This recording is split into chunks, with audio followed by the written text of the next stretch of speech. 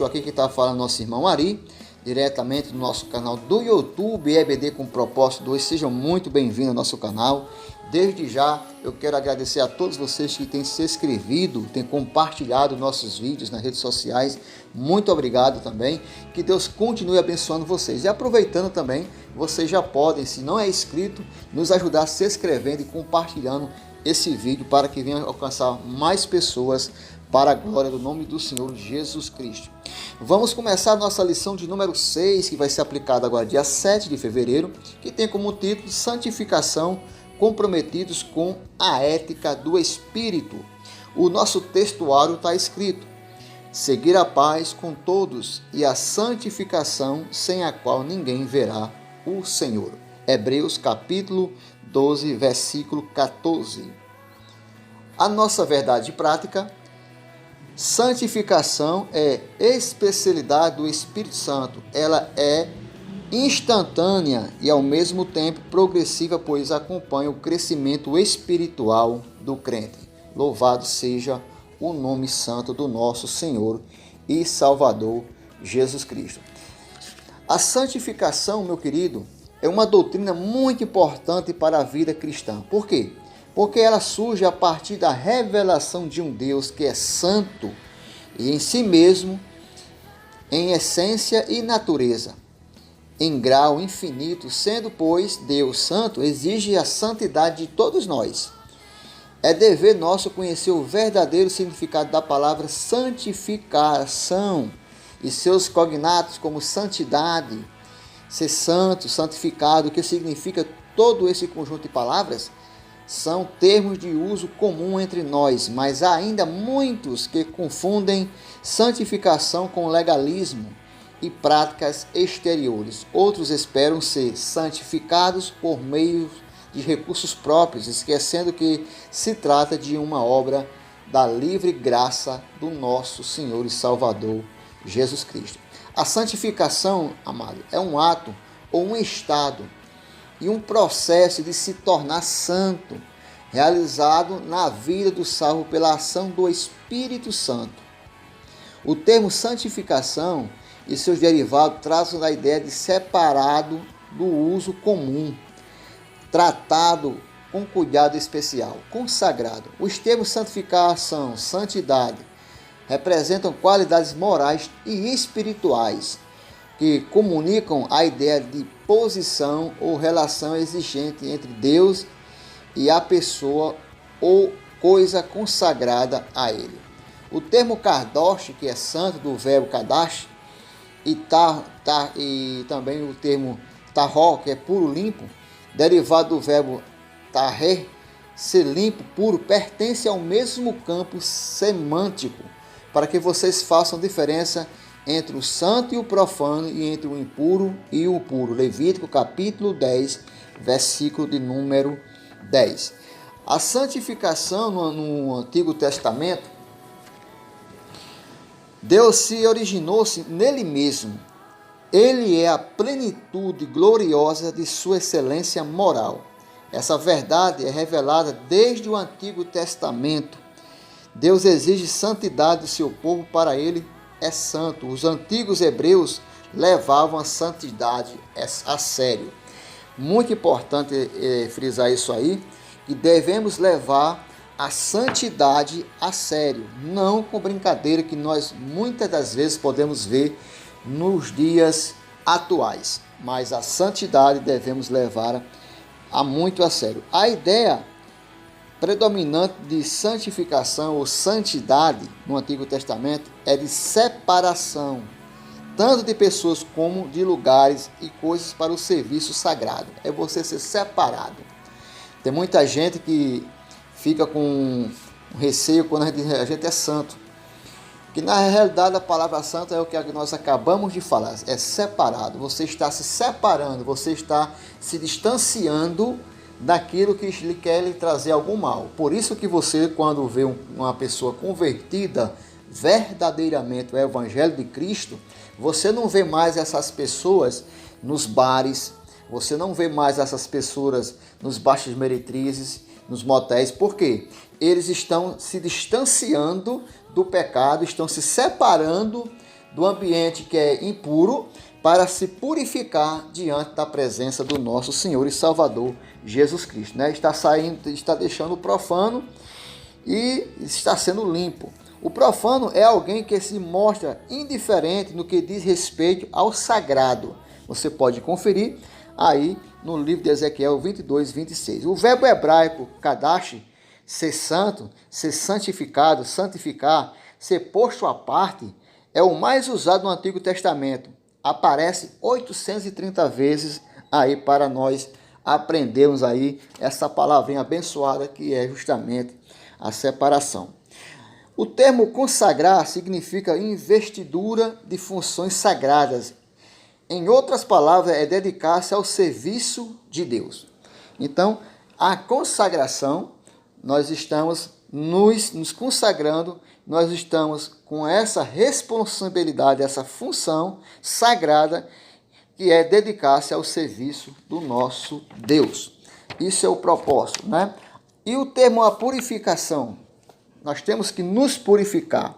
O termo tahó, que é puro, limpo, derivado do verbo tahé, ser limpo, puro, e kadosh, santo, do verbo kadash, pertence ao mesmo campo, certo? Ambos se aplicam à santidade de Deus, como também as pessoas que se aproximam dele e se purificam de toda sorte de pecado e idolatria. Está lá no Salmo 51, versículo de número 10.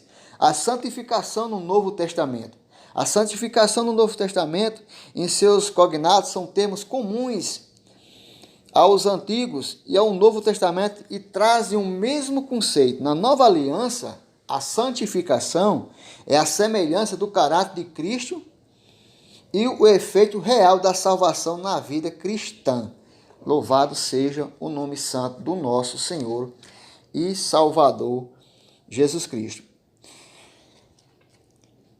Como no Antigo Testamento, meus amados, Deus é descrito reiteradas vezes no Novo Testamento como santo. Pai santo, guarda-nos em teu nome.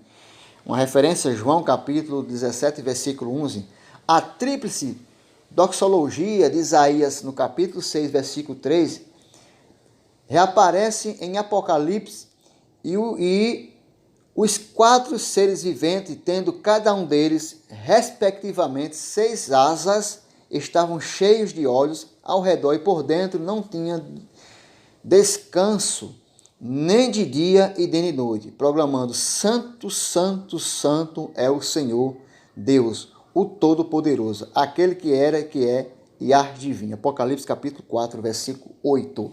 A revelação da santidade absoluta de Deus, ela reivindica em Levítico, no capítulo 11, versículo 44, no capítulo 19, versículo 2 e o capítulo 20, versículo 7 e 26.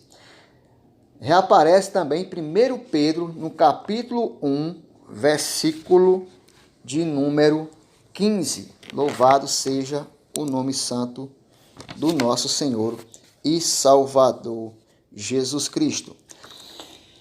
O mesmo é dito também sobre o Senhor Jesus em Atos 3,14. Vocês negaram o santo e o justo e pediram que fosse solto um assassino. Atos 3, versículo 14. Estas coisas diz o santo, o verdadeiro, aquele que tem a chave de Davi, que abre e ninguém fecha, e que fecha e ninguém abre. Apocalipse 3,7. Mas vocês têm a unção que vem do santo, e todos têm o conhecimento. 1 João 2,20. Há um paralelismo sinônimo entre o cântico de vitória dos salvos por Jesus Cristo, em Apocalipse 15, e o cântico de Moisés e dos filhos de Israel, em Êxodo capítulo 15. De um lado, a vitória sobre o faraó e do outro lado, a vitória sobre as nações. Louvado seja o nome santo do Senhor. A santificação aplicada ao crente. A santificação, meu querido, do crente, do irmão, da irmã, significa que o Deus Trino torna a pessoa santa. Ela é santificada. Todos os que aceitam a Cristo são os santos. E nesse termos que o apóstolo Paulo se dirige aos crentes: a todos os amados de Deus que estão em Roma, chamados para ser santo. Romanos capítulo 1, versículo 7. A igreja de Deus que está em Corinto, aos santificados em Cristo Jesus, chamados para ser santo, com todos os que em todos os lugares invocam o nome do nosso Senhor Jesus Cristo, o Senhor deles e nosso. 1 Coríntios 1, 2. A fraseologia similar na introdução da maioria de suas epístolas, todo aquele que serve, aqueles que se converte a Cristo é santo, homens e mulheres de todos os lugares. O conceito bíblico de santo, meus queridos, destoa do pensamento dos católicos romanos que pensam se tratar de alguém especial acima das outras pessoas. Não, isso aí está errado. Para interceder por elas. Essas pessoas às vezes nos consideram arrogantes porque afirmamos que fomos santificados. Deus nos chamou para a santificação e essa é a vontade, pois a vontade de Deus é santificação de vocês. 1 Tessalonicenses, capítulo 4, versículo 3. Isso não é mérito nosso, assim como a salvação é pela graça de Deus. Efésios 2, 8, 10. Do mesmo modo, tudo o que a acompanha é nos dado pela graça, como justificação e santificação, não há salvação sem santificação. Hebreus 14, 12, 14. A graça salvadora também é santificadora, ela vem do Pai. Lá em 2 Coríntios você vai ver a referência no capítulo 1, versículo número 2. Na nova aliança, santificação é a semelhança do caráter de Cristo e o efeito real da salvação na vida cristã. Santificar todas as pessoas que se convertem a Cristo é a especialidade do Espírito Santo de Deus. Essa santificação é instantânea, mas é ao mesmo tempo progressiva, pois esse processo continua na vida do cristão. Santificação posicional ou passada. A santificação posicional é também conhecida como santificação passada ou ainda santificação instantânea. É uma obra do Espírito que nos proporciona como separados para Deus quando aceitamos a Cristo como o único e suficiente Salvador. Louvado seja o nome santo do Senhor. E a santificação real ou progressiva. Essa santificação é chamada progressiva porque nela o crente cresce em vitória sobre o pecado e em Cristo. O nosso crescimento espiritual começa com a santificação posicional no momento em que recebemos o Senhor Jesus Cristo como o nosso Salvador. Isso continua durante toda a nossa vida em direção à maturidade cristã, que nem está lá em Filipenses 3, do 12 ao 13.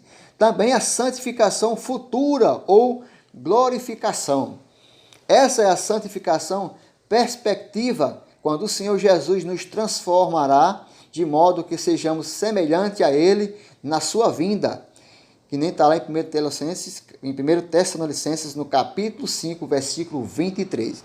Essa santificação é chamada também de glorificação, Romanos 8, 29. Na ressurreição seremos completos, e isso é extensivo à santificação, quando o Senhor Jesus declarar que transformará o nosso corpo abatido para ser conforme o seu corpo glorioso. E a ética? Não confundir ética com santificação, viu? A ética é o estudo da conduta e geralmente define como um código moral ou série de práticas que se consideram moralmente aceitáveis. O termo vem da palavra grega ethos, hábito, costume que aparece somente uma vez no Novo Testamento, no plural, em um provérbio popular usado pelo apóstolo Paulo: as más companhias corrompem os bons costumes. A ideia original de ethos era de morada, estábulo, lugares habituais. Isso sugere que a ética diz respeito ao modo de vida com uma estabilidade segura, conduta ética moral. Não confundir com outro termo grego que é parecido, que é o ethos. A ética do espírito é diferente da ética legalista. O legalismo é diferente de legalidade. A legalidade significa estar conforme a lei, refere-se à prática legal.